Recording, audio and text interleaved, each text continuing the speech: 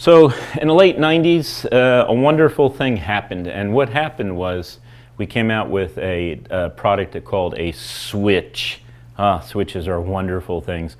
Hubs. If you have a hub, don't use it, okay? It's just really bad news and it's not very good and it's old technology and it slows down your network. But with a switch, and they look the same. A switch looks like a hub. And you got to make sure that when you're looking at it that you're not dealing with a hub. I don't think they even sell hubs anymore, but they're still around. And when people put them in their network, it's going to slow down your network. So we use switches. So with a switch is intelligent and it learns. And so when this guy here sends a message, the switch learns this and puts it in its CAN memory. So it knows the MAC address. Remember, switches and all at this level, they're dealing with MAC addresses. They may be requesting IP, well, they are requesting IP addresses, but they're really talking in the MAC language. They're using that 48-bit address that's burned in on every single NIC card. And so what happens is this switch learns this address. So it learns the address for PC1, not quite the other PCs yet, but it's learning it. So it learns PC1. And let's say PC1 is sending out information to PC3. What did I do here? 3, 4. Sending out information to PC4. Now, if the switch doesn't know the MAC address for PC3, then what it does is it sends that message out, and that's called a broadcast message. So this switch wants to talk to, or this PC1 wants to talk to 3, it's going to send a message. And that message is going to be, I'm looking for PC3. So where are you, PC3? Well, at this point, the switch doesn't know who PC3 is, so it does act like a hub here, and it sends the message out to everybody that it knows. And now, what happens is it waits. No one responds, but PC3 responds. So now it learns, and switches learn these MAC addresses at this layer. And so what happens is it now knows 2. So once it knows 2, and 1 is sending a message again to 2, it will only send a message to 2. It will only send it here to 2. So, to 3. It will only send a message to 3. So it learns. So these people out here are completely isolated from that message. And in fact, at the same time, if they're sending messages, it will learn about 2, it will learn about 3, it will learn about 4. So all these will be learned. So when 4 sends to 2, the switch will know where it's at. If 3 sends to 4, it will know how to send it. So it treats each one completely separately, which means you get a tremendous bandwidth increase. And on top of that, you don't have the collisions. There's no more collisions in this case. So you have not single directional like you do with a walkie-talkie, but now you have bi-directional. It's almost at this point, it's like a telephone system. You know how you can pick up a phone and you can dial someone and you can talk to that person, but in the same office, other people could be talking on the phone to different individuals, yet you don't hear what they're saying, they don't hear what you're saying, and it doesn't interfere with what you're saying. So the difference between a hub is like a two-way radio, and a switch is like a telephone system, a modern telephone system. So think of it that way, how a modern telephone system isolates all the conversations, but a two-way radio doesn't. And that's what's happening in a switch. And it does it by learning the MAC addresses of all the devices that are attached to it, including your printer, your server, all the PCs, things like that. And that's why switches are superior. Now, there's different levels. 10BASE-T, that's kind of old. It's a long time since I've even seen 10BASE-T out there, or Cat3, Category 3 cable. At one point, Category 3 cable, boy, that was really expensive cable. That was a great cable. And we only used it for computers. And then it got pretty inexpensive. So when I would send out my technicians to When I would send out my technicians to cable building, because Cat3 got so inexpensive, I let them use Cat3 for the telephone system also. That was long before voice over IP.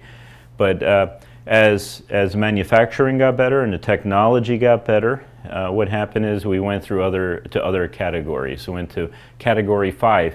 And to tell you the truth, Category 5 did not last that long, but it was a step above Category 3. See, they go up. So Category 3 and then 5. I don't know what happened to 4, to be honest with you. I don't think I even bought a Category 4 cable. And I don't know what 1 or 2 was. You know, possibly years ago there was a cable called, what was the name of that cable? Quad cable. It's called quad cable. It had solid colors, and you might have this in your home. It was green and red, and then it was, you always remember this because it had Christmas colors for the first pair, green and red, and the second pair were Halloween colors. It was yellow and black. And sometimes when you open up a jack at home, if your home is over 15, 20 years old, you'll see that cable, you know, the 4 different colors. So, but as time moved on, we went on to Category 5. It didn't really last that long. Then we went to Category 5E, and that was enhanced Cat 5E. And that's pretty much what people are using today in 2015. And we're also using Category 6. Which is also a cable that has more capabilities that pass more data through it from one end to the other without deteriorating the signal. And one of the ways it does it is it does by twisting the cable. Not the whole cable twisted, but individual pairs. And if you look real close, individual pairs are twisted at different, what would you say, different twists per foot. So if you're looking at Cat 5e, there's less twists in it than Category 6.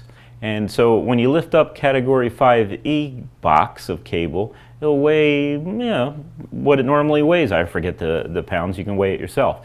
But when you lift up Cat 6, you can feel the difference because more twists in the cable means more copper per foot, and it's a heavier cable.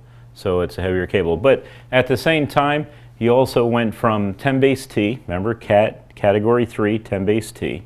You went to 100 base T, which is fast Ethernet. And that's pretty much the general standard today. Most people have 100 base T. And then, of course, you go to 1,000 base T, 1 gigabit cable. And you can do that with Cat 6. You can do that with Cat 5e for short distances also. And then some people, I've heard people say, well, I want fiber to desktop. Not very practical to put fiber to the desktop. And it's not that fiber is difficult to put in.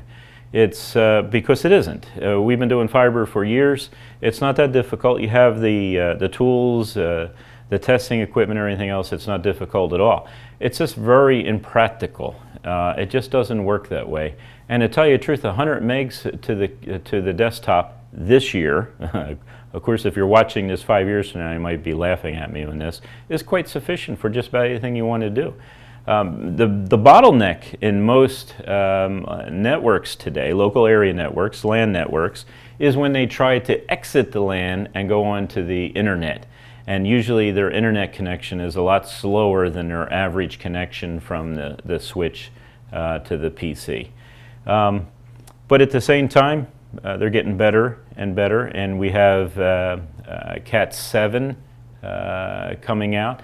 6A is augmented. So, and there's different standards for it. You have to be able to, your switch has to be able to work in the gigabit range and things like that. What's that? And cabling. And cabling. So you have to have not only the cabling, but your switch has to be able to work in that gigabit range. Now let's finish out the local area network because what's a local area network? You can't get to the internet these days. So there's a little symbol. It usually looks like that, and that's your router. And sometimes the symbol looks like this, where it has the arrows going in and out. And a lot of times when you're setting up your computer, it asks for IP addresses and subnet, and it's asking for gateway. This is another name for a router. And of course the router goes to the the mysterious cloud in the sky called the internet. It's not really. Obviously, some people actually think it's a cloud. It's not.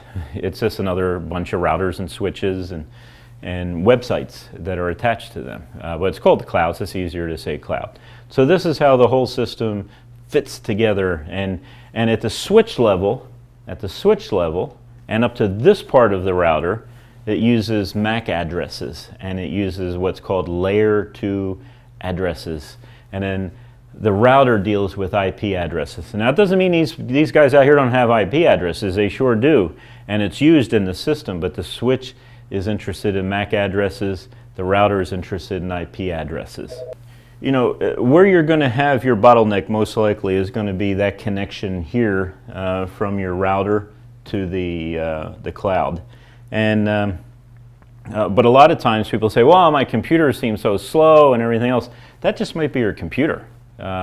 If the cable's put in correctly and it's tested and everything else, it just may be your computer. You might have a virus on there, there might be a worm or something else. And we're going to discuss those things later on in our other videos. We're going to talk about cybersecurity and about viruses and worms and how to detect them and why they're important to know about. And it just may, you know what's amazing? You get a computer, you turn it on, and man, that thing is lightning fast, it's beautiful, it's perfect, everything else. And then 2 years later, it's like slow. And I wonder, is it the computer or is it just our perception of the computer?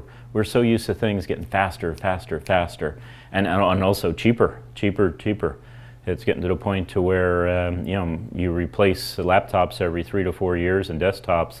Man, if you have a desktop that's over 5 years, you got an old desktop. So that's just the way things are going, getting less and less and less. Hi, this is Jim with CableSupply.com. Hi, this is Jim from CableSupply.com. Hi, this is Jim with CableSupply.com, and today I'm going to show you how to cut a hole in the drywall. This is David signing out. You stay classy, Internet.